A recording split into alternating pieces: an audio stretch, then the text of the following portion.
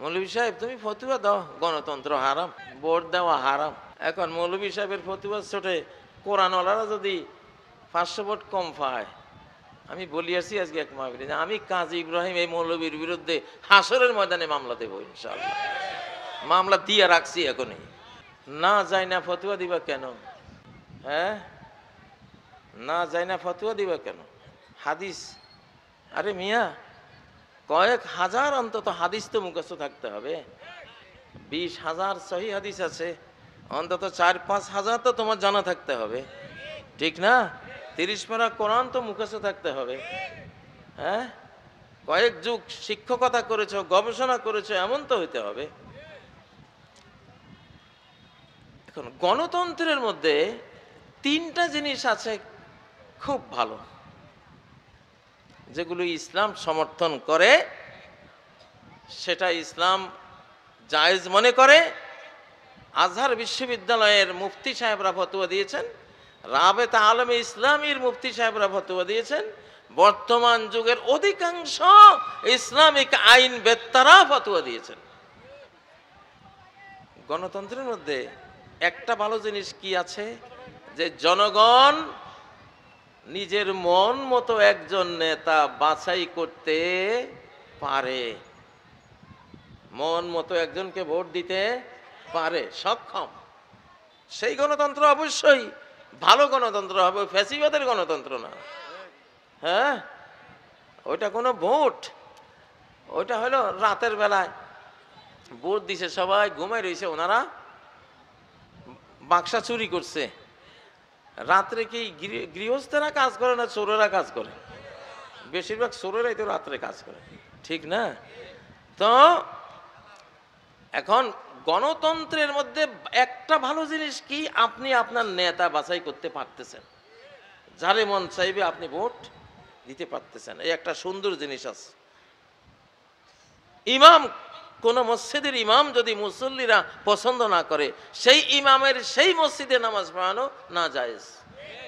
চাই সেটা ইমামের দোষ হোক, ইমাম খারাপ মুসল্লি ভালো, এই জন্য বনে নাই ইমামের উচিত চলে যাওয়া, অথবা ইমাম এত বেশি ভালো আর মুসল্লি এত খারাপ, এত ভালো লাগে খারাপ অ্যাডজাস্ট করে না। ইমাম সাহেব খুব ভালো, যেমন সাদ ইবনে আবি ওয়াক্কাস রাদিয়াল্লাহু তাআলা আনহু ইরাকের এক মসজিদে, কুফায় এক মসজিদে ইমাম ছিলেন, মুসল্লিরা কয় উনি নামাজ পড়তে জানে না, অথচ উনি আশারায়ে মুবাশশারা 10 জন জান্নাতের সুসংবাদ প্রাপ্তদের একজন, দোয়া করলেই কবুল হয়ে যেত, মুস্তাজাবুদ দাওয়াত, এক এক বিশাল বিশাল যুদ্ধ ওনার দোয়ায় মুসলমানরা বিজয় প্রাপ্ত হতেন, এমন আল্লাহওয়ালা মানুষ ছিলেন। উনি নাকি নামাজ পড়াইতে জানেন, আসলে উনি নামাজ পড়াইতেন একেবারে নবী সাল্লাল্লাহু আলাইহি সাল্লামের মতো করে। আর ওরা এত লম্বা রুকু, এত লম্বা কেরাত, এত লম্বা সেজদা, এগুলি ওরা পছন্দ করতো না, এই জন্য ওনার বিরুদ্ধে লাগছে। এখানে হলো ইমাম 1 নম্বর ভালো আর মুসল্লি কি 10 নম্বর, এই জন্য বনে নাই। কিন্তু মাসলা কি, মাসলা হলো এই ইমাম সাহেব উনি ওনার মান সম্মান নিয়ে আসতে চলে যাবেন, কারণ ওনার মতো ইমাম পাওয়ার কপাল, ওনার মতো একজন মহৎ ইমাম পাওয়ার সৌভাগ্য এইসব ফালতু মুসল্লির নাই, ঠিক না? ওমর তাই করেছেন, সাদ ইবনে আবি ওয়াক্কাসকে ফেরত নিয়েছেন। তাহলে মন মতো খিয়ারু আইম্মাতিকুমুল্লাযিনা তুহিব্বুনাহুম ওয়া ইউহিব্বুনাকুম, আল্লাহ নবী বলেন তোমাদের নেতাদের মধ্যে সবচেয়ে ভালো নেতা হলো তারা যাদেরকে তোমরা ভালোবাসো, তারাও তোমাদেরকে ভালোবাসে। ওয়া তুসাল্লুনা আলাইহিম ওয়া ইউসাল্লুনা আলাইকুম, তোমরাও তাদের প্রশংসা করো, দোয়া করো, তারাও তোমাদেরকে প্রশংসা করে, দোয়া করে। মিলতে হবে, কেমন মিলতে হবে। তাহলে গণতন্ত্রে একটা জিনিস আছে যে আপনি আপনার মন মতো নেতা খুঁজে নেবেন, ইমাম খুঁজে নেবেন, এটাই আল্লাহ চান। 2 নম্বর ভালো জিনিস কি আছে গণতন্ত্রে? গণতন্ত্রে ভালো জিনিস আছে, আপনি আপনার নেতাকে জবাবদিহিতার কাঠ গড়ায় আনতে সক্ষম। একটা ভোট হবে 5 বছর পরে, জেনুইন ভোট হবে, নেতা ভয় অস্থির যে চুরি করলে, গম চুরি করলে 5 বছর পরে খেদাই দিব, ঠিক না? চুরি করলেও ধরা না পড়ে লাইন করে চুরি করবে, ঠিক না? কম, তার একটা ভয় আছে, তার জবাবদিহিতার ভয় আছে, এটা ইসলাম পছন্দ করে। আজকে এক ওয়াজ এটা বলে আসছিলাম, আপনাদেরকে বলছি। হযরত ওমর খুতবা দিতে দাঁড়িয়েছেন, এক সাধারণ কাতারের মানুষ বলল, ওমর তোমার গায়ে যে জামা, যে কাপড় দিয়ে বানিয়েছ, এইরকম এক টুকরো কাপড় তো আমিও পেয়েছি ভাগে, আমার তো একটা জামা হয় নাই, তোমার কিভাবে হলো? তুমি কি আত্মসাৎ করেছো? আব্দুল্লাহ ইবনে ওমর, ওমরের ছেলে ছিল পাশে, উনি বললেন, না না, আমি তো এক টুকরা পেয়েছি আপনার মতো। আমার বাবা যেহেতু জামা নাই, উনি অর্ধ পৃথিবীর শাসনকর্তা, ওনার একটা জামা নাই, তো আমি আমার বাবার প্রতি আমার খুব শ্রদ্ধা, আমার ভালোবাসা, আমার টুকরাটা আমি আমার বাবারে দিয়ে দিছি। এরকম নেতা চান কিনা? হ্যাঁ, মোহামেডান নেতা, মোহাম্মদী নেতা, আল্লাহু আকবার। খলিফাতুল মুসলিমিন একটা কোত্তা বানাইতে গেলে ফোলার জামার টুকরাটাও নিতে হয়েছে, আল্লাহু আকবার। কেমন নীতি আর কেমন নেতা, সুবহানাল্লাহ। তাহলে আপনি গণতন্ত্রের মধ্যে এই জিনিসটা পাবেন, আপনি নেতারে জিজ্ঞাসা করতে পারবেন, কারণ আপনি তার ভোটার, আপনি তার মুওয়াক্কিল, সে আপনার ওকিল, আপনার কাছে সে ধরা আছে, ঠিক না বেঠিক? যেটা এখন আমরা পাচ্ছি, ইউনূসকে আমরা জোর গলায় বলি যে সরকার ক্ষমতা কিন্তু আমাদের, তুমি আমাদের উকিল, তেড়িবেড়ি করলে কিন্তু খবর আছে, ঠিক না? শতাব্দী চেঞ্জ, এতকাল ক্ষমতা ছিল পুলিশের হাতে, এখন ক্ষমতা জনগণের হাতে। এতকাল ক্ষমতা ছিল র্যাবের হাতে, এখন ক্ষমতা রিক্সাওয়ালা ঠেলা গাড়িওয়ালার হাতে। এতকাল ক্ষমতা ছিল বিজেপির হাতে, এখন ক্ষমতা হইল শিশু কিশোর নারীর হাতে। এতকাল ক্ষমতা ছিল সেনাবাহিনীর হাতে, সেনাবাহিনী কনসেপ্ট পাল্টে গেছে, এখন আমরা সবাই সেনাবাহিনী। সেনাবাহিনী তো আছে, তারা তো আছে, তারা থাকবে, কিন্তু আমরাও এখন কি সেনাবাহিনী, এবং এক নম্বর বাহিনী আমরা। নবীজির কোনো পালিত সেনাবাহিনী ছিল না, ওনার গোটা দেশের প্রত্যেক নাগরিক ট্রেনিং প্রাপ্ত যোদ্ধা এবং সেনা সৈন্য। আল্লাহু আকবার। আমাদের ইন্টারিম সরকার শুরু করে দিয়েছে ট্রেনিং, আমরাও ট্রেনিং নিব ইনশাআল্লাহ। কারা কারা আল্লাহ সৈনিক হবেন? জোরে সোরে কারা কারা? লিল্লাহে তাকবীর, লিল্লাহে তাকবীর। ওয়া ইন্না জুনদানা লাহুমুল গালিবুন। যদি কেউ আমার সৈনিক হয়, একটু ট্রেনিং যদি দেয়, আমি আল্লাহ বলছেন, আমি কসম করে বলছি, আমার সৈনিকের কোনো পরাজয় নাই, আমার সৈনিকের কোনো পরাজয় নাই, সে বিজয়ী হবেই। আল্লাহু আকবার। তাহলে এখন কিন্তু আপনারা দেখবেন সারা বাংলাদেশ 12, 13, 14 কোটি লোক ট্রেনিং প্রাপ্ত দাঁড়িয়ে যাবে এখন। আল্লাহু আকবার। সংখ্যা শুনলেই তো ডায়রিয়া হয়ে যাইব। পার্শ্ববর্তী একটা যে চিল্লাই টিল্লায় 12 কোটি 13 কোটি সৈন্য বাংলাদেশে আছে, শুনলেই তো ভাই আরো এক একটার ক্ষমতা কি আধ্যাত্মিক, আধ্যাত্মিক এক একটা সৈনিক। ও আল্লাহু আকবার।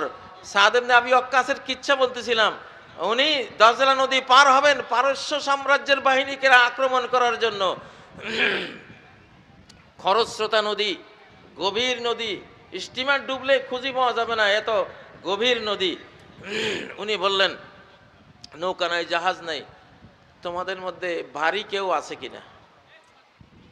সৈন্যদেরকে জিজ্ঞাসা করলেন, তোমাদের মধ্যে ভারী কেউ আছে কিনা? সৈনিকরা উত্তর দিল, না, ভারী কেউ নাই।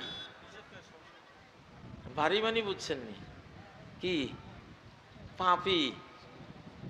60,000 বাহিনী, 60,000 বাহিনীর মধ্যে পাপী একটাও নাই। আল্লাহু আকবার। সবাই পাতলা, সবাই কি হালকা। কয় তাহলে ঝাঁপ দাও। ঘোড়া, গাধা, উট, গাঁটি গোটা অস্ত্র শস্ত্র লইয়া পদ্মা নদীর মধ্যে ঝাঁপ দিছে, সেই খরস্রোতা পদ্মা, ধরেন ওই রকম। আল্লাহু আকবার। পারস্যের সৈনিকরা যখন দেখলো এটা কি বাহিনী আইতে আছে, ওরে সর্বনাশ, এটা তো মানুষ না, এটা সব জিন, পানির উপর দিয়া চলে আসতেছে, এটা কেমন কথা? সব পালাইছে, সব তুইয়া। আর সাহাবীরা যারা ক্লান্ত হয়েছেন, আল্লাহ তাআলা গভীর নদীর গভীর নিচ থেকে মাটি তুলে তার পায়ের তলায় ধরে দিয়েছেন, সে দাঁড়িয়ে আছে। আল্লাহু আকবার। নদী পার হয়ে গেল। নদী পার হওয়ার পর সেনাপতি জিজ্ঞাসা করলেন, কারো কিছু নদীতে পড়ে গেছে কিনা? একজন বলল, আমার একটা চামচ হারিয়েছে। আরেকজন বলল, একটা পেয়ালা। আর সব ঠিক আছে। তাকাই দেখে ঢেউগুলি ওই চামচ আর পেয়ালা ধাক্কাইয়া ধাক্কাইয়া কিনারের দিকে আনতে আছে। আল্লাহু আকবার, সুবহানাল্লাহ। আমাগরে সাগরেও চিনে, আমাগরে নদীও কি চিনে, কারণ নদীও মৌলবাদী, আমরাও মৌলবাদী, ঠিক না? মুসা আলাইহিস সালাম মৌলবাদী ছিলেন, লোহিত সাগরও কি মৌলবাদী। এই জন্য ওনাকে চিনতে পারছে, চিন্না 12টা বিশ্ব রোড বানাই দিছে এক লাঠির বাড়িতে, ঠিক না? উনি পার হয়ে গেলেন। আর সেকুলার ছিল ফেরাউন, তুই আয়, তো সেকুলারের গোষ্ঠী কি লাই আজকে? সেকুলার হইবেন নি কেউ? সেকুলারের পক্ষে ভোট দিবেন নি কেউ? ভাই এতকাল দিছেন শয়তানের শতাব্দীতে, আল্লাহ হয়তো আপনারা ধরেন নাই, এখন ঠাট ধরি ফেলাইবে একেবারে। কোনো কোনো আর দেরি টেরি নাই, হাইপারসনিক গতিতে ধরা খাইবেন এবার। এখন কোরআনের বক্স, কিসের বক্স? কোরআনের। তাহলে গণতন্ত্রের মধ্যে নেতাকে ধরার একটা সিস্টেম আছে, নেতা নির্বাচন মনোনয়নের একটা সিস্টেম আছে। গণতন্ত্রের মধ্যে আরেকখান জিনিস আছে, জুলুম অত্যাচার রুখে দেওয়ার একটা ব্যবস্থা আছে।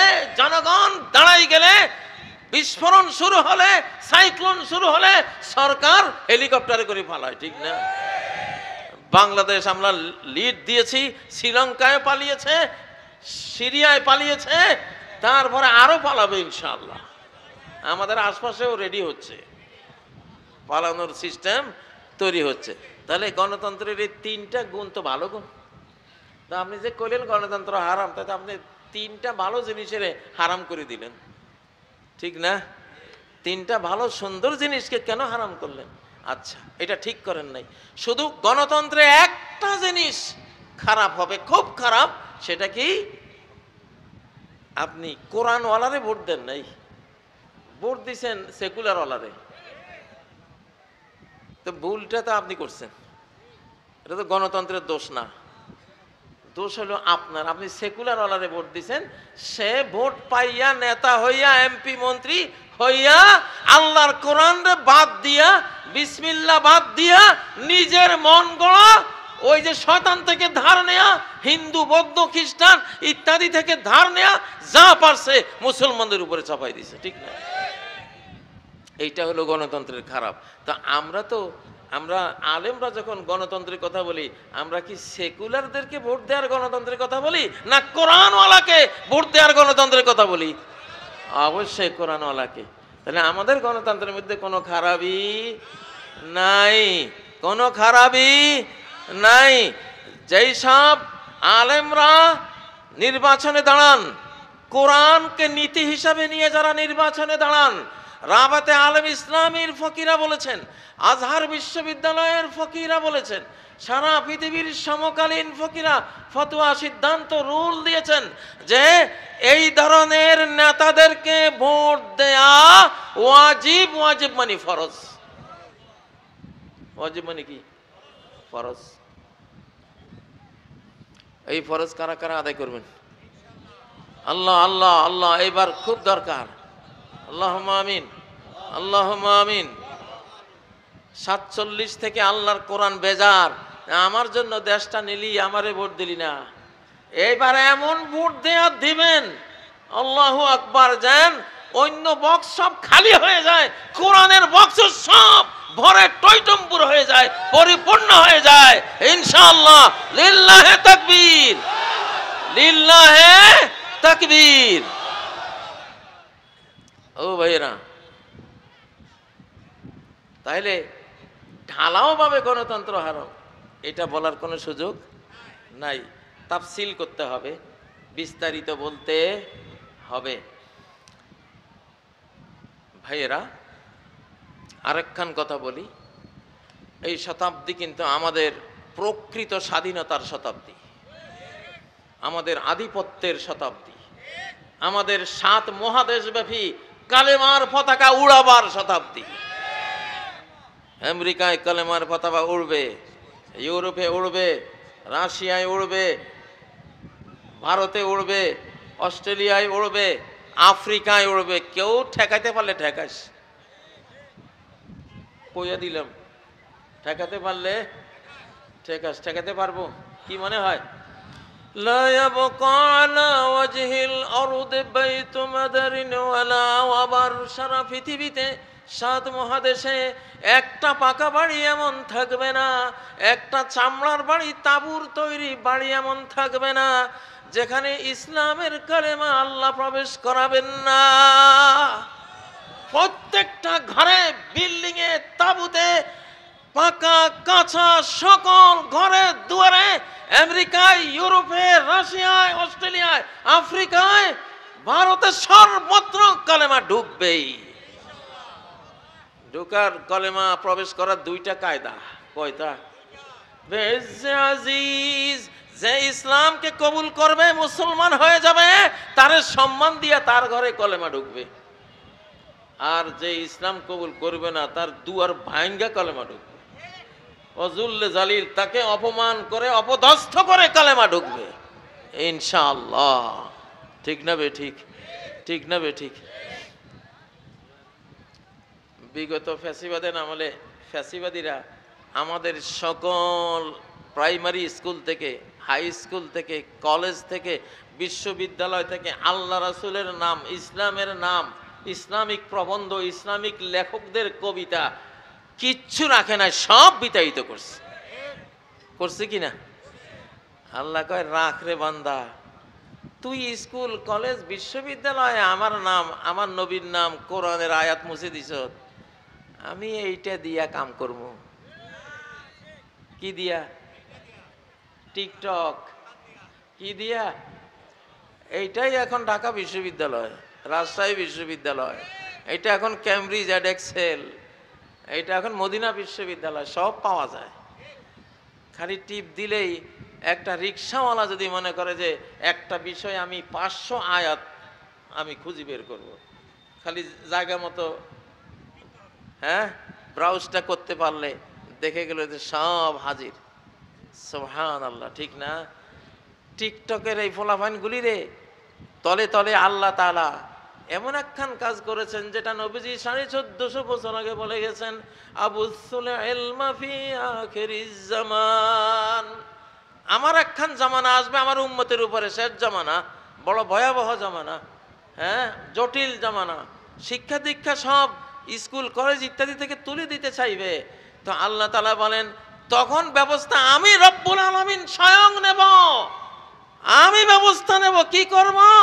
জ্ঞানকে, এলেমকে, কোরআন হাদিসের জ্ঞানকে আমি লাইভ করে দেব, একেবারে বিশ্বব্যাপী। কি করে দেব? লাইভ করে দেব, ছড়িয়ে দেব। সুবহানাল্লাহ। আমি একটা প্রোগ্রাম করলে 100-500 কোটি মানুষ শুনতে চাইলে শুনতে পারে কিনা? এক আলেমে 500 কোটি মানুষের কাছে এক মুহূর্তে দাওয়াতের পয়গাম পৌঁছে দিতে পারে কিনা? 500 কোটি মানুষের দুয়ারে দুয়ারে দুয়ারে দুয়ারে গিয়া দাওয়াত তাবলীগ করলে তো আপনি 500 বছর হায়াত তো কুলাইতো না। কুলাইব? আর এখন 5 মিনিটে সম্ভব। কে করছে এটা? যেইটা দিয়া তোরা আমার দিন ধর্ম নষ্ট করেছিস, ওইটা দিয়েই দিন ধর্ম আমি তুলে আনবো। টিকটকের ফলাফানগুলি রে আল্লাহ তাআলা এমন তালিম দিছে, ছোট ছোট বাচ্চা। ওই যে সার্জিস ঢাকা বিশ্ববিদ্যালয়ের আঙ্গিনে বসে একদিন উর্দু একটা কবিতা কইতেছে, সোচতা হ্যায় कैसे कितने मासूम थे, क्या से क्या हो गया देखते देखते। সার্জিস কইতেছে, মানে সোচতা হ্যায়, আমি ভাবতেছি, আহারে আমি কত নিষ্পাপ ছিলাম, কত পবিত্র ছিলাম, কত ভালো মানুষ ছিলাম।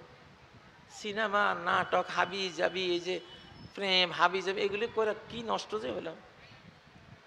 কিতনে মাসুম থে, ক্যা সে ক্যা হো গয়া দেখতে দেখতে, কি থেকে কি হয়ে গেল দেখতে দেখতে। আফসোস, দুঃখ করছে। দুঃখ করে এগুলি ফেরত আসছে।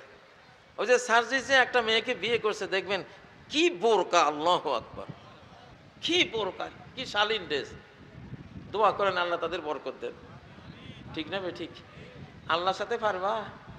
তুমি তুমি বিশ্ববিদ্যালয় থেকে, কলেজ থেকে, হাই স্কুল থেকে, প্রাইমারি থেকে আল্লাহর নাম মুছে দিছ। আল্লাহ ডাইরেক্ট ইলেকট্রনিক ডিভাইস দিয়া সরাসরি অন্তরে পৌঁছাই দিছে।